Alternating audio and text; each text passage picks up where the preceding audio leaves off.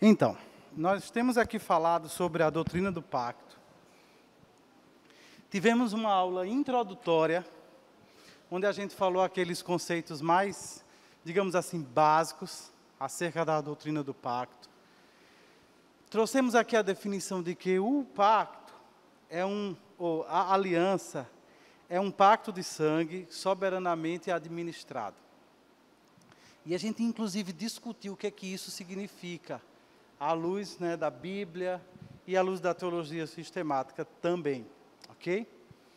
Depois disso, a gente teve uma aula sobre o pacto das obras, aquele pacto estabelecido com Adão, e não apenas com ele em si mesmo, mas através dele, com toda a sua descendência, ou seja, com todos nós. E nós vimos que pela estrutura do pacto das obras, todos nós estamos condenados. Não apenas porque nós individualmente pecamos, mas principalmente porque Adão, o nosso representante, falhou no pacto das obras. Ele não sustentou as estipulações do pacto das obras, que era de uma obediência perfeita. Ele precisava obedecer a Deus perfeitamente, e um único pecado já o colocaria na condição de condenado. É justamente por isso que a Bíblia diz que todos nós, sem Cristo, já estamos condenados. O homem sem Cristo, ele já está condenado. Ele não vai ser apenas no futuro, num dia quando o livro da vida for aberto, mas ele já está condenado. Porque todos os descendentes de Adão, em Adão, eles já estão condenados. Já é uma realidade para eles. E aí dissemos então, que pela graça de Deus, dentro do pacto das obras, Deus abre uma brecha, Deus abre uma possibilidade para que nós escapemos da condenação do pacto das obras. Esse escape, a teologia sistemática chama de o pacto da graça. Ou seja, para que todos não sejam condenados, Deus implementa um novo pacto, o pacto da graça. Esse pacto, ele não anula o pacto anterior. O pacto da graça, ele não está anulando o pacto das obras. Ele está funcionando como uma brecha da graça de Deus, uma oportunidade, uma provisão da graça de Deus, dentro da estrutura do pacto das obras. Isso pode ser visto, por exemplo, no fato de que Jesus, o mediador do pacto da graça, ele só conseguiu para nós a salvação, ele só conseguiu para nós a redenção, porque ele venceu as estipulações do pacto das obras, que era de uma obediência perfeita. Então Jesus, sendo Deus, encarnou, veio a esse mundo e viveu em uma obediência perfeita à vontade de Deus. E é por causa disso que ele pode nos presentear, nos ofertar a provisão da graça. Vimos também que esse pacto da graça, embora ele tenha começado a ser historicamente implementado, e historicamente revelado primeiramente para Adão, lá em Gênesis 3:15, nós vimos também que ele não nasceu aqui. Ele nasceu num pacto anterior, que a teologia sistemática chama de o pacto da redenção, quando desde os tempos da eternidade, o Deus Trino resolveu que no devido tempo salvaria os eleitos. Então, quando a gente vê o pacto da graça começar a ser revelado para Adão, a gente não deve ser levado a pensar que ele começou ali. Na verdade, ali começou a sua implementação histórica. Ali começou a execução de um plano que já havia sido estabelecido muito tempo antes. Tanto que a gente nem sabe dizer quanto, a Bíblia fala, desde os tempos da eternidade. Aí na aula anterior, que não foi domingo passado, faz hoje 15 dias, João Paulo deu uma aula sobre a revelação do pacto da graça em Adão e Noé. E aí vocês devem lembrar, em Adão foi só uma pequena revelação, ou uma revelação embrionária. Não foi dito muita coisa, mas foi dito e foi revelado o suficiente para que Adão e a sua descendência soubessem da promessa de que um dia o descendente da mulher esmagaria a cabeça da serpente. E depois, João Paulo também falou sobre o pacto com Noé, que é também chamado na teologia de o pacto da preservação. Porque o pacto com Noé, ele não fala diretamente sobre salvação, mas ele fala sobre a preservação da vida, para que exista um cenário no qual a história da redenção possa se desenrolar. Pense comigo, se você vivesse na época de Noé, ok? Pelo menos a casa de Noé tinha visto que, em consequência ao pecado, em consequência à iniquidade, Deus havia destruído o mundo inteiro com água. Depois que eles saíram da arca, eles continuaram pecando. Não demorou muito para que a natureza pecaminosa deles se manifestasse outra vez. Então, se você fosse Noé, ou um dos seus filhos, um dos seus netos que havia ouvido aquela história tantas vezes, será que você também não ficaria apavorado pensando que a qualquer momento Deus poderia destruir o mundo outra vez? Então é por isso que vem o pacto da preservação com Noé, quando Deus diz, olha, eu não vou mais destruir dessa forma. Então Deus estava ali garantindo a preservação da vida, de forma que houvesse um cenário, um ambiente, um contexto seguro, digamos assim, em termos existenciais seguros, em termos da vida seguro, para que o pacto da graça pudesse ali se desenrolar. Essas linhas aqui, eu quis representar isso, essas sucessivas e progressivas revelações do pacto da graça. Com Adão, com Noé, com Abraão, com Moisés, com Davi, nos profetas depois, já falando sobre a nova aliança em Cristo. Então você veja que é uma revelação progressiva, ela começa na forma de uma semente, ela começa de uma forma embrionária, e ela vai aumentando. Cada vez que Deus renova esse pacto, vem novos detalhes. E aqui então a gente precisa entender uma coisa, isso é muito importante, que cada pacto desse, cada implementação histórica do pacto da graça, não é um pacto completamente diferente, mas é a renovação do mesmo pacto. Deus vai renovando esse pacto com personagens diferentes. E a cada renovação, a revelação é maior, ou a revelação alcança outros temas, outros assuntos, outras realidades espirituais, outras promessas dentro da revelação do pacto da graça. Ok? Até que hoje, então, a gente chega na revelação com Adão. Desculpa, na revelação com Abraão. Eu estou com algum problema sério hoje aqui, Tereza. Estou confundindo tudo. Deixa eu aqui pegar só uma instante para mim. Um minuto.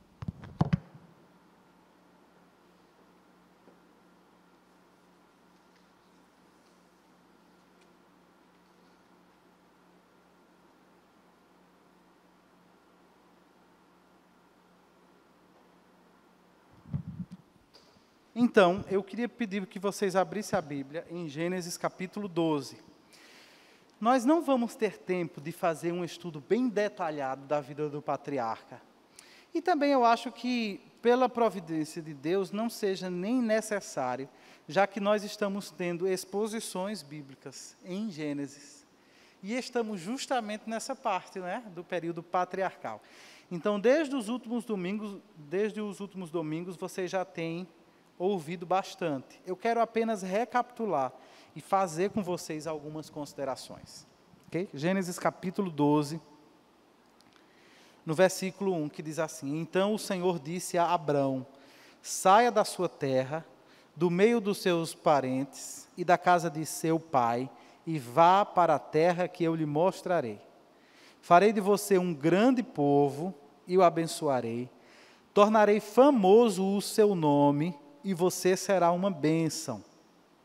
Abençoarei os que o abençoarem, e amaldiçoarei os que o amaldiçoarem. E por meio de você, todos os povos da terra serão abençoados. Eu creio que a gente não consegue entender plenamente o sentido desse texto, sem que a gente conecte este texto com os textos imediatamente anteriores. quase sempre, quando as pessoas leem a história de Abraão, eu tenho essa impressão, não sei se vocês também pensam desse mesmo jeito, mas sempre que se fala sobre Abraão, parece que fez um recorte na vida dele, e o que a Bíblia disse antes de Gênesis 1 até Gênesis 11, não tem nada a ver, ou não interessa muito. Eu tenho essa impressão. Dificilmente você vê Abraão conectado com os eventos do capítulo 11, com os eventos do capítulo 10. Mas só esse iniciozinho do 12, se você conhece um pouco daquilo que foi dito antes, você consegue fazer várias conexões. Se a gente fosse então dividir o livro de Gênesis, a gente poderia dividi-lo em duas partes, digamos assim. Gênesis de 1 a 11 e depois Gênesis de 12 em diante.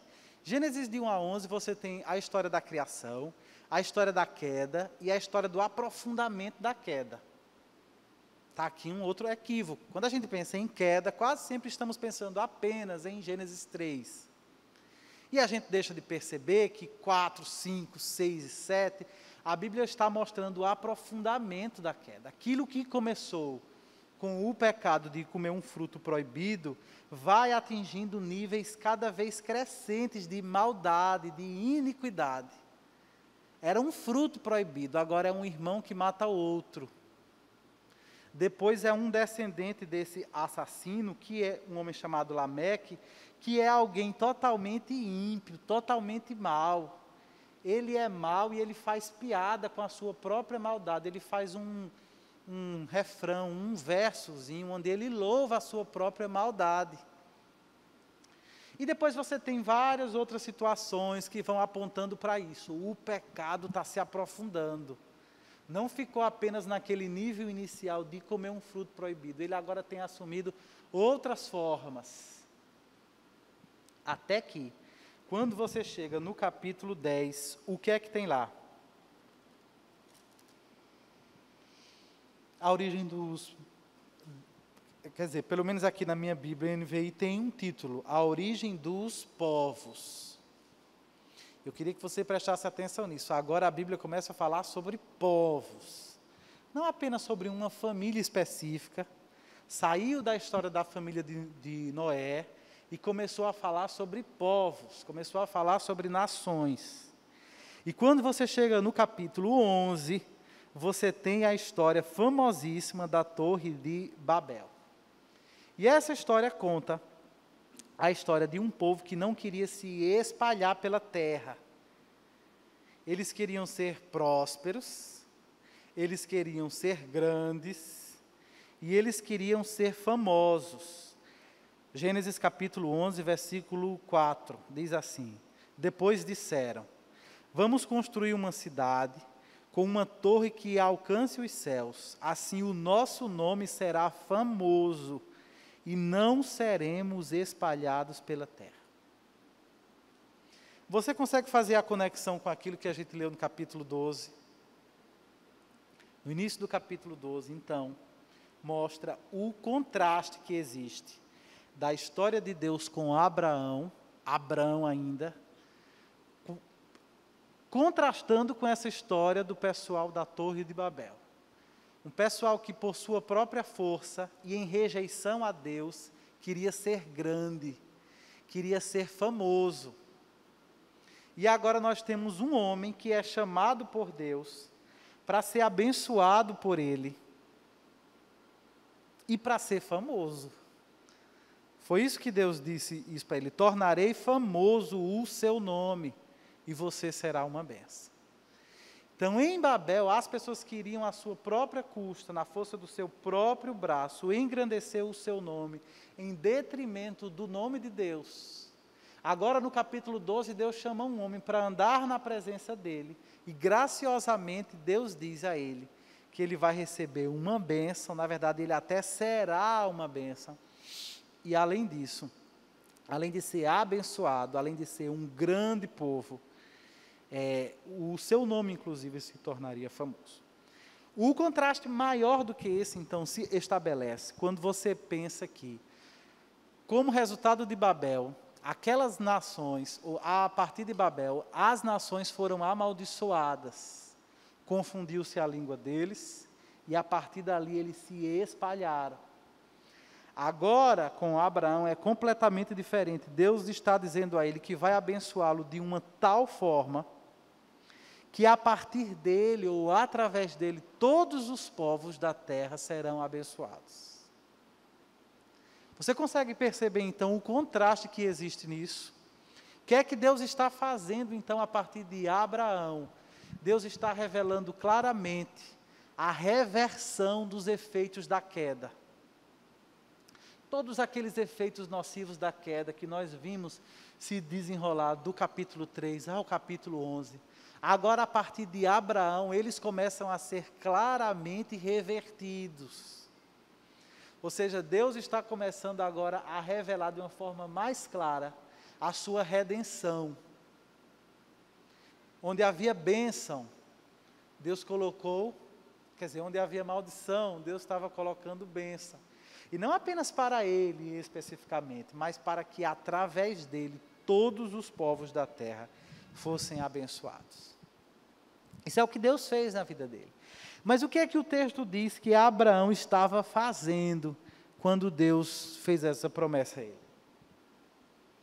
Segundo o texto, ele não estava fazendo nada. Ou pelo menos o texto não diz que ele estivesse fazendo nada. Não diz o texto que ele estivesse buscando a Deus. Não diz o texto que ele estivesse querendo estabelecer uma aliança com Deus.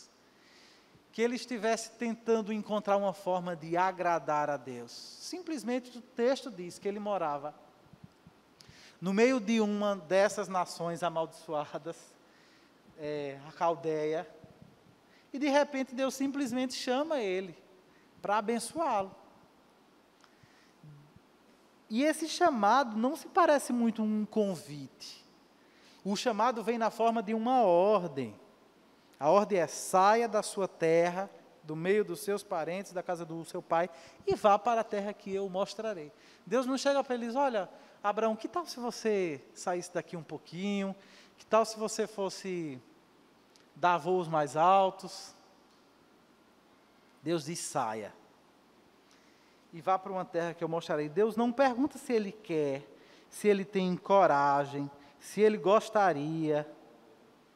A gente não sabe, mas quem é que sabe dizer quantos planos Abraão tinha lá na terra dele? O que é que ele estava envolvido, o que é que ele estava fazendo, projetos em que ele estivesse envolvido, investimentos que ele estivesse fazendo naquela terra. É possível, não é? E Deus diz a ele: ó, solta tudo isso aí e vamos para outro canto. E nós vemos aqui então no capítulo 12, então, o princípio da redenção. Deus está através de Abraão revelando a sua redenção. E nós vemos também aqui o princípio da eleição. Não fica muito claro a forma como Deus elege esse homem, a forma como Deus tira ele do meio de um povo pagão, um povo que não cultuava o Senhor, um povo que não buscava o Senhor. Depois, ao longo do texto, você vai ver que a família dele era uma família pagã. Eles adoravam divindades, eles faziam imagens. E Deus chama esse homem para que ele conhecesse a Deus e para que ele andasse em obediência na presença de Deus. Além disso, eu acredito que o capítulo 12 também nos ensina, dentro dessa estrutura pactual, o princípio da comunidade. Porque Deus não chamou Abraão sozinho, ou chamou Abraão por si mesmo. Deus chamou Abraão para que a partir dele, Deus formasse um povo, Deus lhe daria uma descendência, e essa descendência herdaria a salvação, essa descendência herdaria a promessa de Deus. Basicamente, a promessa que Deus fez para ele incluía pelo menos 3 elementos: uma bênção, uma terra e uma descendência, um povo. Abraão seria extremamente abençoado, Abraão herdaria uma terra e Abraão formaria um povo, formaria uma descendência. Se nós pensarmos um pouco, em certo sentido, nós temos aqui uma recapitulação das bênçãos do Éden. Era basicamente isso, em termos gerais, tá? Que Adão tinha no Éden. Adão tinha a bênção de Deus, E o maior aspecto dessa bênção era a possibilidade dele viver na presença de Deus, dele ter acesso à presença de Deus. Além disso, Deus também tinha colocado Adão numa terra. E além disso, Deus tinha conferido a ele a bênção e a responsabilidade de desenvolver uma descendência, de desenvolver uma sociedade. E embora tudo isso tenha ficado bastante prejudicado por causa da queda, agora com Abraão, Deus está reafirmando todas essas possibilidades, todas essas promessas, na verdade. Você vai ser abençoado, você vai poder desfrutar da minha presença abençoadora. A bênção do ponto de vista bíblico é isso, não é um carro, uma casa exatamente. A bênção do ponto de vista bíblico é você poder desfrutar da presença abençoadora de Deus. E eu falo aqui de presença abençoadora porque a gente sabe que, de uma forma geral, Deus está presente em todos os lugares pela sua onipresença. Mas Deus está especialmente presente na vida daquelas pessoas que andam na presença dele, ou seja, daquelas pessoas que desfrutam da presença de Deus e são abençoadas por viver em sua presença de uma forma especial. Uma presença, então, abençoadora. E Deus também promete a ele uma descendência. Queria que você desse um salto agora, vamos para o capítulo 15. Capítulo 15, versículo 1. Depois dessas coisas, o Senhor falou a Abrão numa visão: não tenha medo, Abrão. Eu sou o seu escudo, grande será a sua recompensa. Se você for um leitor atento da Bíblia, se você estiver meditando nesse texto, depois de ler isso que Deus disse para ele, nós estamos lendo narrativas. Então, as falas dos personagens são extremamente importantes, especialmente as falas de Deus. Você precisaria se perguntar, por que Deus disse isso a ele? De tanta coisa que Deus poderia ter dito a esse homem, principalmente nesse contexto em que ele estava, tendo saído da sua terra, peregrinando por uma terra desconhecida. Por que Deus resolveu se revelar para ele e dizer a ele: Abrão, não tenha medo, eu sou o seu escudo e grande será a sua recompensa? Isso está totalmente conectado com o que veio antes. Lembra que no capítulo anterior, Abraão socorreu Ló, naquela história daquela guerra dos reis, da planície, coisa e tal. Bem, aquela guerra poderia ter posto um fim à própria vida de Abraão, de Ló, de todos que estavam ali envolvidos naquela situação. E não apenas isso, mas depois, no final da história, o rei de Sodoma desejou recompensar Abraão. Lembra disso? Ele desejou recompensar Abraão por ter ajudado. E Abraão não aceitou a recompensa dele. Então, justamente depois disso, imagine como é que estava a cabeça de Abraão. Abraão, se fosse como eu, deveria estar pensando algo do tipo assim: saí da minha terra, esperando uma promessa que Deus tinha para mim, até agora nada. Nem terra, nem descendência, e ao que parece, talvez nem bênção, porque é uma confusão atrás da outra. Abraão tinha acabado de sair de uma confusão na qual ele tinha quase perdido a vida, não apenas a sua, mas da sua família inteira. E se ele fosse parecido comigo, e talvez com você também, estivesse perguntando: que chamado foi esse? Que negócio é esse que Deus tem comigo? E aí Deus disse para ele: Abraão, não tenha medo, eu sou o seu escudo. Tem alguma coisa a ver com o que ele viveu antes? Tem tudo a ver. Eu sou o seu escudo.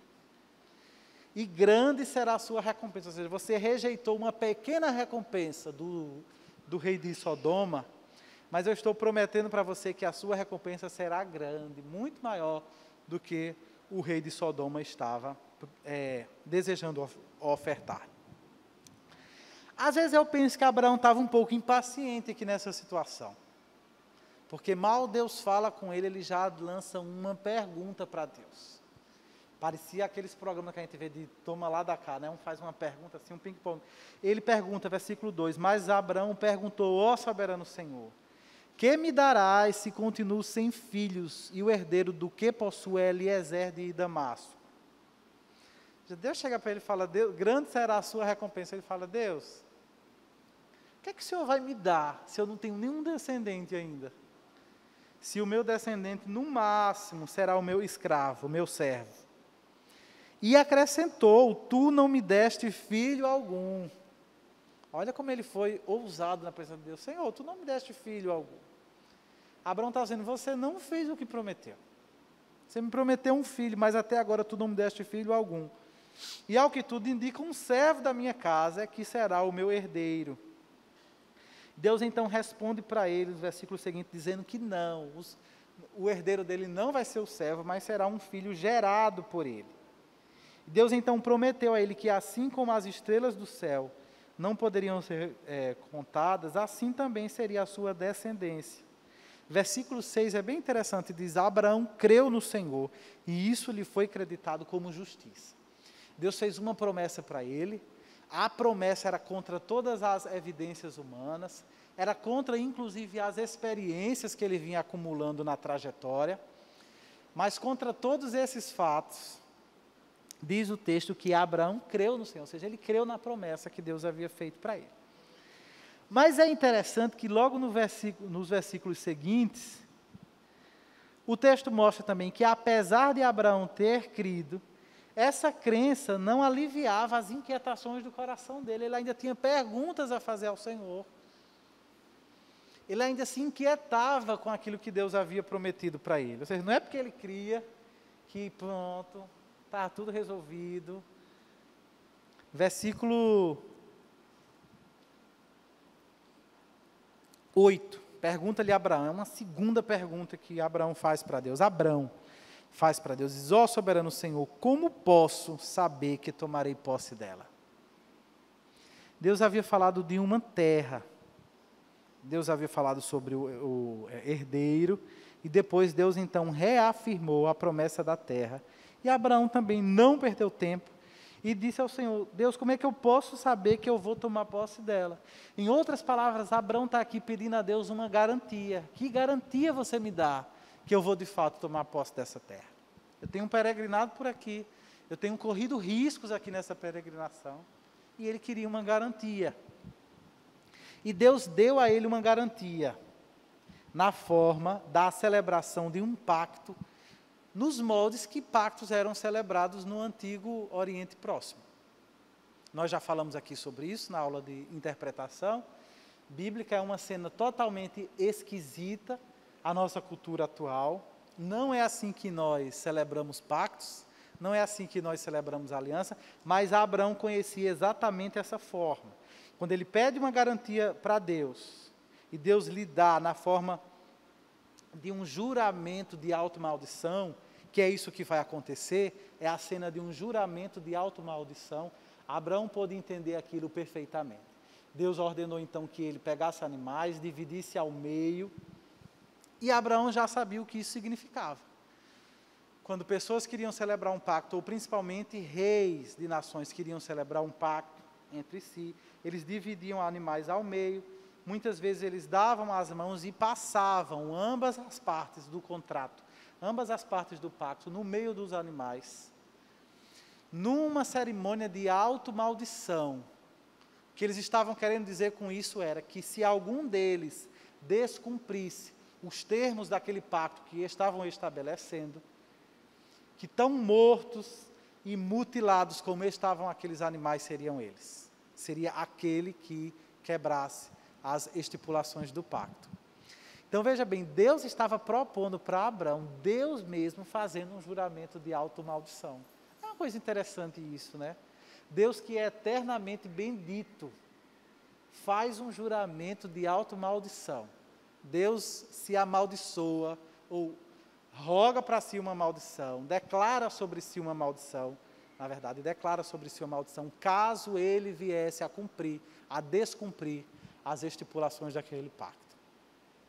O mais interessante é o que vem na sequência, quando Deus não permite que Abraão passe no meio dos animais, Deus faz com que ele caia num sono profundo, de forma que apenas Deus passa ali, numa teofania, numa manifestação física da sua presença, uma tocha que passa sozinha no meio dos animais. O que significa que nessa aliança que Deus estava estabelecendo com ele, as garantias viriam apenas da parte de Deus. Deus estava garantindo sozinho. Deus não estava fazendo um pacto consigo mesmo, o pacto era com Abraão. Mas Deus sabia que ele não tinha condição de se segurar nas pernas. Deus sabia que ele não tinha condição de garantir a obediência às estipulações do pacto. Portanto, Deus graciosamente faz com que ele durma, ele caia num sono profundo, e Deus passa sozinho, garantindo por si mesmo e garantindo por Abraão também. Então, no capítulo 12, nós tínhamos o chamado de Abraão. Aqui no capítulo 15, nós temos a celebração da aliança. Ou seja, é dessa forma que Deus celebrou uma aliança com ele, que Deus demonstrou uma aliança com ele. É claro que a aliança ela é muito maior do que essa cena. A cena era apenas um memorial ou uma representação visível de uma realidade invisível, infinitamente superior do que aquilo que tinha ali acontecido. E enquanto Abraão dormia, Deus também deu a ele uma visão. E nessa visão, Deus fala algumas coisas para ele, mas entre elas fala que ele tomaria posse da terra, que era o que ele tinha pedido a garantia, mas que essa posse ela não seria imediata, porque os descendentes dele seriam levados, escravizados e oprimidos por 400 anos. Às vezes eu gosto de pensar que Deus fala isso antes que Abraão fizesse a terceira pergunta, porque no gás que ele estava, se Deus não falasse isso, eu tenho a impressão que assim que ele acordasse, ele ia perguntar isso. Mas quando? E Deus fala para ele na visão, olha, não vai ser imediato. Você vai ter aí pelo menos 400 anos em que os seus descendentes estarão escravizados. Agora, é interessante que esse alerta que Deus faz, ao mesmo tempo, reafirma a promessa da descendência, não é? Porque até então ele não tinha descendente nenhum. Deus está dizendo, olha, vocês vão ter uma experiência de 400 anos de escravidão. Mas se os seus descendentes serão escravizados por esse tempo todo, isso significa pelo menos que você terá uma descendência. E agora então, tendo visto o chamado no capítulo 12 e tendo visto a celebração do pacto no capítulo 15, eu queria que você lesse comigo alguns versículos do capítulo 17, onde fala sobre o sinal da aliança. O sinal da aliança. Nós vimos aqui na nossa aula inicial que todas as alianças, elas são simbolizadas. Todas as alianças, elas ganham um sinal. No pacto das obras, a árvore da vida era o sinal daquele pacto. O sinal, geralmente, ele aponta para alguma realidade da promessa. Se não para todas, mas pelo menos para alguma. E você lembra que no pacto das obras, a promessa de Deus para o obediente era que ele viveria para sempre. E justamente por isso, a árvore da vida é o sinal desse pacto. Não é? E quando você chega com Abraão, vai ser estabelecido um sinal também. É o sinal da circuncisão.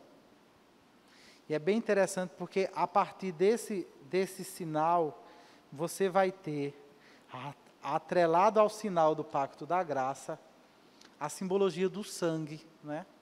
Já que esse é um princípio bíblico também, que sem derramamento de sangue não há remissão de pecados. Como o pacto da graça aponta justamente para essa oportunidade de perdão de pecados, de redenção, então ele vai também inevitavelmente apontar para essa realidade do sangue. Esse é um aspecto. Um segundo aspecto é que esse sinal aponta também para uma questão de pureza. Não sei se vocês já leram alguma coisa acerca da circuncisão. Ela retira do corpo masculino justamente uma área que é muito suscetível a bactérias, a fungos e esse tipo de coisa. Então, os homens circuncidados acreditam-se que eles são mais higiênicos nesse sentido. Por causa disso, esse símbolo apontava também para essa questão da pureza. Não a pureza do corpo exatamente, mas ela aponta para uma realidade espiritual maior. em Deuteronômio, Deus vai dizer ao seu povo que ele, Deus, circuncidaria o coração dos seus, o coração da nação. Ou seja, a circuncisão do membro do homem estava apontando para uma realidade espiritual maior, a circuncisão, a purificação, ou a remoção da impureza no coração. Não era um mero sinal étnico, não era uma mera marca nacional. Havia uma realidade espiritual que estava ali representada. Vamos ler então o capítulo 17, versículo 1, que diz assim: quando Abraão estava com 99 anos de idade, o Senhor lhe apareceu e disse: eu sou o Deus Todo-Poderoso, ande segundo a minha vontade e seja íntegro. Estabelecerei a minha aliança entre mim e você, e multiplicarei muitíssimo a sua descendência. Abraão prostou-se com o rosto em terra, e Deus lhe disse: da minha parte, esta é a minha aliança com você. Você será o pai de muitas nações, não de muitas pessoas apenas, mas de muitas nações. Não será mais chamado Abrão, seu nome será Abraão, porque eu o constituí pai de muitas nações. Eu o tornarei extremamente prolífero. De você farei nações, e de você procederão reis. Estabelecerei a minha aliança como uma aliança eterna entre mim e você, e os seus futuros descendentes, para ser o seu Deus e o Deus dos seus descendentes. Toda a terra de Canaã, onde agora você é estrangeiro, darei como propriedade perpétua a você e aos seus descendentes, e serei o Deus deles. Da sua parte, disse Deus a Abraão: guarde a minha aliança, tanto você como os seus futuros descendentes. Esta é a minha aliança com você e com os seus descendentes, a aliança que terá de ser guardada. Todos os do sexo masculino entre vocês serão circuncidados na carne. Terão que fazer essa marca, que será o sinal da aliança entre mim e vocês. Da sua geração em diante, todo menino de 8 dias de idade entre vocês terá que ser circuncidado, tanto os nascidos em sua casa, quanto os que forem comprados de estrangeiros e que não forem descendentes de vocês. Sejam nascidos em sua casa, sejam comprados, terão que ser circuncidados. Minha aliança, marcada no corpo de vocês, agora no plural, será uma aliança perpétua. Quais as palavras que vocês viram mais se repetir nesses poucos versículos? Em 13 versículos. Oi? Aliança. E aí, o que mais? Sinal, perpétua. Alguém, por favor, queria dizer descendência? Quantas vezes a gente leu a palavra descendência, né? Olha como Deus estava deixando claro para ele que o negócio que Deus tinha não era apenas com ele, mas era com ele e com a sua descendência. Ou com ele e através dele com a sua descendência. Deus fala isso o tempo inteiro. E Deus então estabelece o sinal da circuncisão, esse sinal da purificação. Paulo diz que a circuncisão foi dado para ele como um selo da justiça, ou um sinal da sua fé, ou da justiça que provém por meio da fé. Por aquele fato, daquilo que a gente leu lá no capítulo 15, que Abraão creu, e isso foi lhe imputado por justiça. Então, alguns capítulos depois, Abraão recebe o sinal da sua fé, o sinal da fé, ou o sinal da justiça que provém por meio da fé. E o mais interessante, então, nesse texto, pelo menos para mim, é que esse sinal, por ordem de Deus, é dado não apenas a Abraão, que de fato creu, mas é dado também, ou é ordenado aos seus descendentes, até nascidos com 8 dias de vida, que obviamente não criam em coisíssima nenhuma. O sinal era dado a Abraão, que creu, mas também era dado à sua descendência, que não cria, ainda pelo menos. E se Deus estava circuncidando o coração de Abraão, quanto aos seus filhos, isso era uma coisa que precisava ser visto ao longo da sua vida, né? Mas até aqueles que não eram eleitos recebiam o sinal da purificação também, recebiam o sinal da fé também. Essa era a ordem de Deus. Então é assim que funciona o sinal do pacto desde Abraão. O sinal é dado aos adultos que creem, mas é dado também aos seus descendentes, os quais obviamente ainda não creem. Imagine que Abraão fosse como alguns dos crentes contemporâneos que diziam assim, não, vamos deixar ele crescer para ver se ele vai crer. Se Abraão fizesse isso, ele estava descumprindo. Deus disse, não, você vai dar o sinal da fé à criança, mesmo que ela não creia ainda. Ou mesmo aos que nunca viriam a crer, porque nem todos os descendentes dele, obviamente, viriam a crer. No meio da descendência dele havia pessoas eleitas e havia pessoas não eleitas. Eleitos ou não, todos eles participavam formalmente da comunidade da aliança. Todos os descendentes de Abraão, formalmente, pelo menos num sentido externo, formal, cerimonial, toda a descendência de Abraão participava da comunidade da aliança. Se você pensar bem, esse princípio da descendência nem começou aqui com Abraão. Eu acho que a gente já tem ilustrações dele anteriores a esse texto. Pense, por exemplo, Noé. O texto de Gênesis diz que Noé que era um homem íntegro. Mas quando Deus foi salvá-lo, e aqui eu não falo em termos da salvação da alma, salvação eterna, mas a salvação mais imediata ali mesmo, do dilúvio, não apenas Noé entrou na arca, mas entrou Noé e a sua descendência. Noé. Da mesma forma, Ló, capítulos anteriores, Ló estava vivendo num lugar complicado, e o único que foi visto justo, ou que foi reputado como justo, foi Ló. A família dele não foi reputada por justa, assim, diretamente, né? E a mulher dele, inclusive, provou, com a própria vida, que ela estava longe de ser uma pessoa considerada justa aos olhos de Deus. Mas mesmo assim, quando os anjos foram retirar a Ló, não retiraram ele sozinho, retiraram ele e a sua descendência. Então esse é um princípio que a gente vai ver na Bíblia inteira. Deus está tratando com pessoas, está revelando a sua aliança a essas pessoas, mas nunca com elas individualmente. Deus sempre chama a descendência dessa pessoa juntamente com ela. Isso não significa que todos os seus descendentes, que cada um deles serão eternamente salvos. Mas significa que, pelo menos em termos formais, eles fazem parte da comunidade da aliança. E por causa disso, eles desfrutam de muitos privilégios. Mesmo que isso não venha, de uma forma final, incluir a salvação da alma. Porque isso aí vai exigir a fé pessoal, né? Eu não posso ser salvo pela fé do meu pai, do meu avô. Realmente precisa haver fé e arrependimento gerado pelo Espírito Santo no coração de cada pessoa que vai herdar a salvação.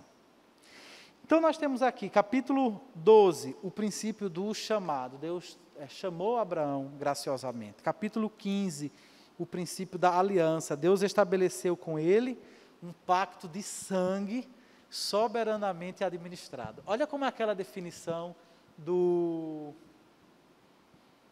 Palmer Robertson, a definição dele que dá: aliança é um pacto de sangue soberanamente administrado. Pode ser nitidamente percebido na vida desse homem, Abraão. Deus estabeleceu com ele um pacto. Era um pacto de sangue porque ele estava garantido pelos termos da vida e da morte. Ou seja, não era um acordo qualquer que pudesse ser quebrado com consequências mínimas. Era uma aliança a qual, se uma das suas estipulações fosse quebradas, a consequência seria a morte. E também a definição diz que é soberanamente administrado. Ou seja, não apenas Deus tomou a iniciativa de estabelecer com ele essa aliança, mas toda a administração dessa aliança era sempre uma prerrogativa de Deus. Você vê Abraão fazendo perguntas, mas você não vê Abraão estabelecendo condições.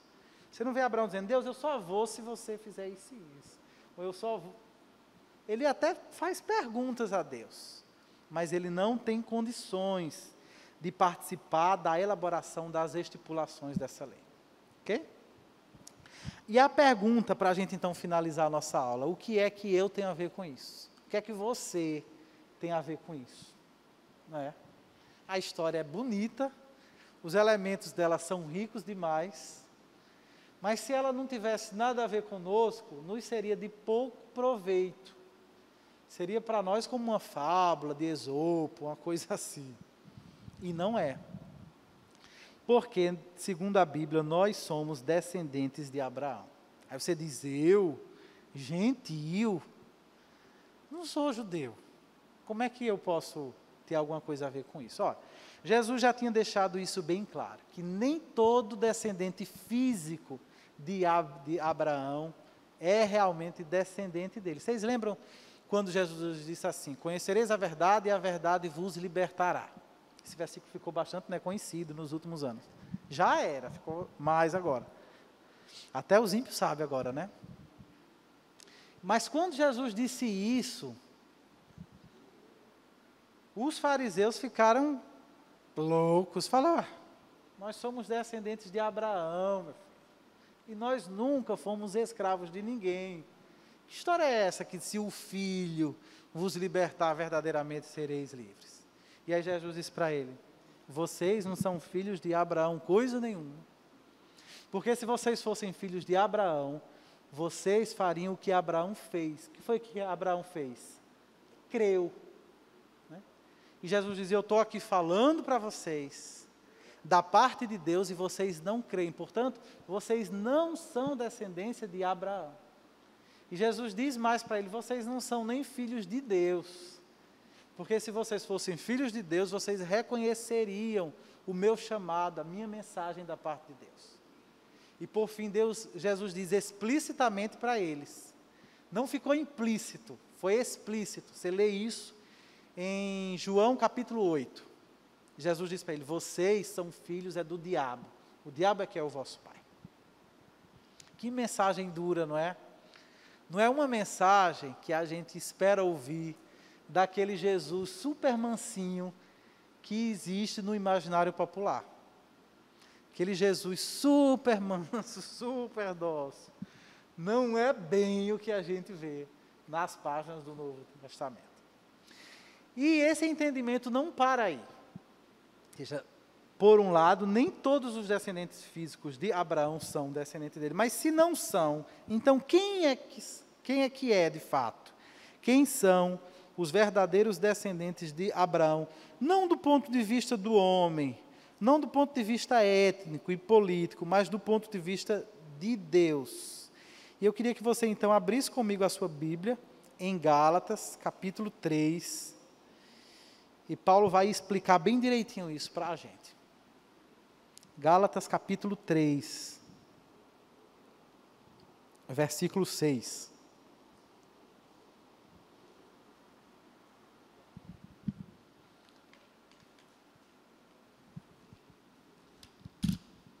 Gálatas 3, versículo 6.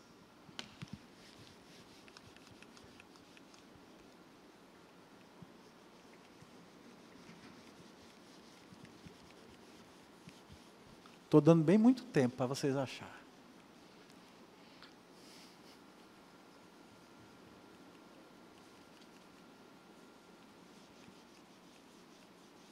Tem um outro embate de Jesus com esses líderes, né, religiosos da época dele, que também está relacionado com Abraão. Antes então da gente ler esse texto de Gálatas, eu quero mencionar.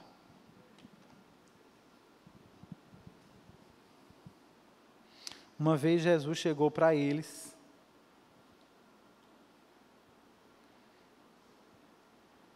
eu não lembro bem o contexto qual era, mas Jesus chegou para os estudiosos da lei, os líderes da lei, e disse assim, antes que Abraão existisse, eu sou. Antes que Abraão existisse, eu sou. acho que talvez não pudesse ter frase pior para se dizer a um judeu. Envolveu o patriarca Abraão na história, né? É como botar a mãe no meio assim de uma briga. Disse que existia antes dele, e ainda usou uma fórmula com a qual ele se identificava como Deus. Eu sou, é o nome de Deus. Eu sou. Botou Abraão na conversa, disse que já existia antes dele, e ainda disse que era Deus. O Deus que havia se revelado para Moisés na sarça, o eu sou. Aí eles ficaram furiosos. E eles disseram, mas você não tem nem 50 anos, como é que você diz que viveu antes de Abraão? Aí Jesus disse para eles, vocês aqui não sabem de nada. Porque Abraão viu o meu dia e se alegrou. Jesus diz isso a eles. Abraão viu o meu dia e se alegrou. Às vezes a gente pensa assim, o que é que Abraão sabia de Jesus, né? Tão pouca revelação até então. Pouquinho que foi revelado para Adão, mais um pouquinho para Noé, e agora mais um pouquinho que estava sendo revelado para ele. O que é que ele sabia? É claro que nem tudo que foi revelado para Abraão foi registrado. Porque imagine, se toda a revelação de Deus fosse registrada na Bíblia, não ia ter livro no mundo que coubesse tanta coisa, né? Então a gente não sabe o quanto acerca de Cristo Deus revelou para ele. Mas uma coisa a gente já sabe, que foi o suficiente para que Abraão pudesse ver o dia de Cristo, entender a realidade de Cristo, entender a promessa de Cristo. E não apenas entender, mas se alegrar. Não é interessante isso? Porque quantos de nós e do mundo até entende intelectualmente acerca da vinda de Cristo, da história de Cristo, já viu isso no cinema tantas vezes, mas é incapaz, completamente incapaz de se alegrar com o dia de Cristo. Abraão conhecia o suficiente para se alegrar com o dia de Cristo. Ok? Mas vamos então terminar com Paulo, Gálatas capítulo 3, versículo 6, que diz assim, considerem o exemplo de Abraão. Ele creu em Deus e isso lhe foi creditado como justiça. Estejam certos, portanto, de que os que são da fé, estes é que são filhos de Abraão. Vocês viram isso? Paulo dizendo, os que são da fé, estes é que são filhos de Abraão. Prevendo a Escritura que Deus justificaria os gentios pela fé, anunciou primeiro as boas novas a Abraão. Por meio de você, todas as nações serão abençoadas. Ou seja, isso já era o Evangelho, né? Isso já era as primeiras revelações do Evangelho. Diz aí o texto que ele anunciou as boas novas, que por meio dele todas as nações seriam abençoadas. Assim, versículo 9, os que são da fé são abençoados junto com Abraão, um homem de fé. E aí eu queria que você desse um pulo para o versículo 29, que diz assim, e se vocês são de Cristo, são descendência de Abraão e herdeiros segundo a promessa. Descendência de Abraão e herdeiros segundo a promessa. Então, toda essa história que a gente viu da revelação do pacto da graça a Abraão, o que é que isso tem a ver conosco? Se nós estamos em Cristo, tem tudo a ver conosco. Se nós estamos em Cristo, então, através de Abraão, nós somos beneficiários desse pacto. Nós somos herdeiros das mesmas promessas que Deus fez para ele. Nós somos contados nessa mesma comunidade que Deus começou a reunir em Abraão. Ou seja, nós não somos mais parte daquele povo amaldiçoado de Babel. Nós somos agora contados com Deus na descendência de Abraão, a quem Deus graciosamente revelou a sua bênção, revelou a sua promessa, revelou a sua presença. Ou seja, através de, quer dizer, desde Abraão, por causa de Cristo, nós estamos experimentando coletivamente a reversão dos efeitos da queda. Desde Abraão, como comunidade, não como pessoas individuais, cada um na sua, mas coletivamente, como povo, como descendência, nós estamos experimentando as promessas de Deus. nós somos herdeiros juntamente com Ele. Isso também me faz lembrar um princípio, e com ele eu encerro essa aula, é o princípio da catolicidade da igreja. Não tem nada a ver com a igreja católica, tá? É mais no sentido de universal, e também não tem nada a ver com a igreja universal do Reino de Deus. Mas é no sentido de que a igreja de Cristo, o povo de Deus, é um povo universal, católico, nesse sentido. E significa que, embora nós estejamos organizados em congregações locais, mas nós fazemos parte, na verdade, de um único povo. O povo de Deus, de todas as épocas e de todos os lugares, fazem parte de um único povo. De forma que eu posso dizer que, institucionalmente, eu sou membro aqui, da IPBE. Mas isso é só uma fachada, tá, gente? Isso é só uma besteirinha, as coisas aqui da terra da gente, né? O mais importante, o que mais me alegra, é que eu sou membro da igreja de Abraão, da mesma que ele é membro, do mesmo chamado, das mesmas promessas, das mesmas bênçãos, da mesma segurança. De forma que quando eu leio Deus dizendo para Abraão, Abraão, não tenha medo, eu sou o seu escudo, e grande será a sua recompensa, eu me alegro, porque eu sei que isso diz respeito a mim também. Amém? Que Deus possa nos abençoar, que Deus possa guardar essa palavra no coração, bem assim profundamente, que isso nos traga contentamento na vida, que isso nos traga segurança nas adversidades, e que essa promessa renove no nosso coração diariamente a esperança da glória, porque todas as promessas que Deus fez para Abraão e para a sua descendência, não podem ser cumpridas aqui nessa vida, elas aguardam um cumprimento escatológico. Que nós possamos então viver nessa certeza, amém? Pai querido, nós te agradecemos nessa manhã pela tua graça, pela tua bondade, nós te agradecemos pelo pacto da graça, e que por causa de Cristo nós somos herdeiros de tão rica promessa. Pai, muito obrigado. Que o Senhor crave, Deus, esse pacto, esse entendimento na nossa consciência, e que nós estejamos contentes em Cristo em todo o tempo, sabendo que em Cristo nós já fomos abençoados com toda sorte de bênçãos nas regiões celestes, e que, portanto, nada nos falta.